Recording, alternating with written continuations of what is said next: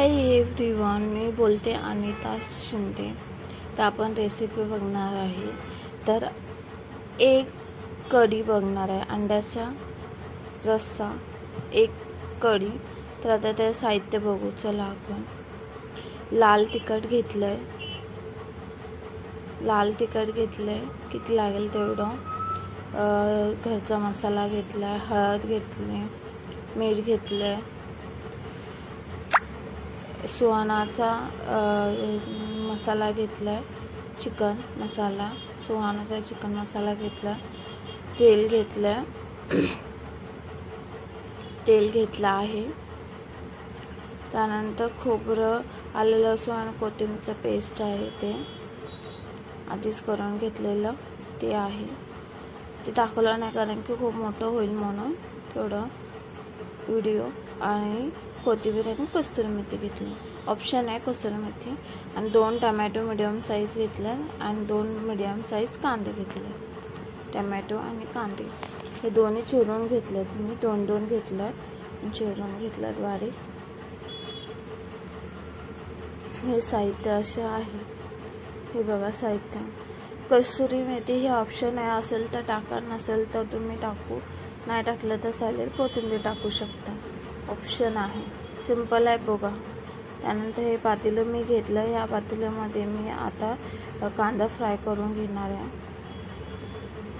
कांदा मी फ्राय करून घेतला, तर तेल घेतलं, त्याच्यामध्ये मी आता टाकत आहे लाल तिखट पावडर। हे माझं पातेलं खूप गरम झालेलं, म्हणजे तेल खूप गरम होतं, पातेलं पण आहे ते पातेलं गरम होतं। मी खाली घेतलं आणि त्याच्या खाली मी आता मसाला टाकते, घरचा मसाला टाकलाय आणि सुहाना मसाला टाकला आहे चिकनचा, आणि लाल तिखट सगळंच टाकलं आहे मी याच्यामध्ये। करपेल म्हणून मी खाली घेतलं आहे, गरम तेल चालतं म्हणून। आणि आलं खोबरं, आलं लसणाची पेस्ट, मीठ चवीनुसार घेतलं आहे, हळद टाकते मी, आणि मस्त हे सगळं मिक्स करून घेते। आता मी वरती ठेवलं, गॅसवरती पातेलं ठेवलं, करपू नये जास्त म्हणून। आलं हे आता टमॅटो आणि कांद्याची प्युरी आहे, पेस्ट आहे, तर हे चांगल्यापैकी आपल्याला फ्राय करून घ्यायचं आहे, तेल सुटूसपर्यंत। हे बघा हळूहळू तेल सुटतं आहे, तर आपल्याला 10 ते 15 मिनटं असं चांगलं हे करून घ्यायचं आहे, एकजीव व्हायला पाहिजे आणि त्यातून तेल सुटायला पाहिजे। हे कस्तुरी मेथी मी टाकत आहे आत्ताच, हे बघा असं रेडी झालं स्ट्रक्चर। खूप चांगलं फ्राय करून घ्यायचं आहे। आणि त्याच्यानंतर आता मी ह्याच्यामध्ये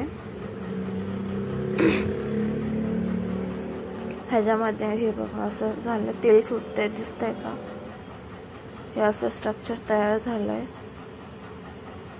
आता ह्या स्ट्रक्चरमध्ये मी गरम पाणी घालणार आहे ह्याच्यामध्ये। कधी पण कढी असू दे, कोणते पण भाजी बनवतो आपण, त्याच्यामध्ये मी उकळून पाणी टाकते, कारण की तरी चांगली येते म्हणून। हे बघा मस्तपैकी असं तरी आली आहे। पहिला मी मोठा गॅस ठेवेन आणि उकळी आल्यानंतर मी बारीक गॅस ठेवेन। आता मी कोथिंबीर ॲड करते, हे बघा मस्तपैकी असे आले, तर मी ह्याच्यामध्ये अंडे ॲड करते।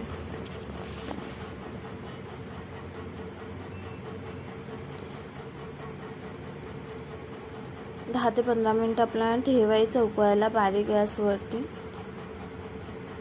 हे बघा मस्तपैकी तरी येते आणि उकळते चांगल्या प्रकारे। हे बघा पातेल्यामध्ये मस्तपैकी तरी आली आहे। आता मी बाउलमध्ये सर्व करते। आपला अंडा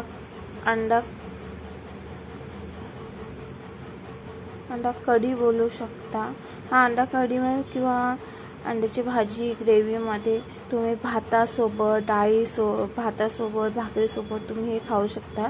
या पद्धतीने एकदा बनवून बघा आणि सांगा कशी झाली।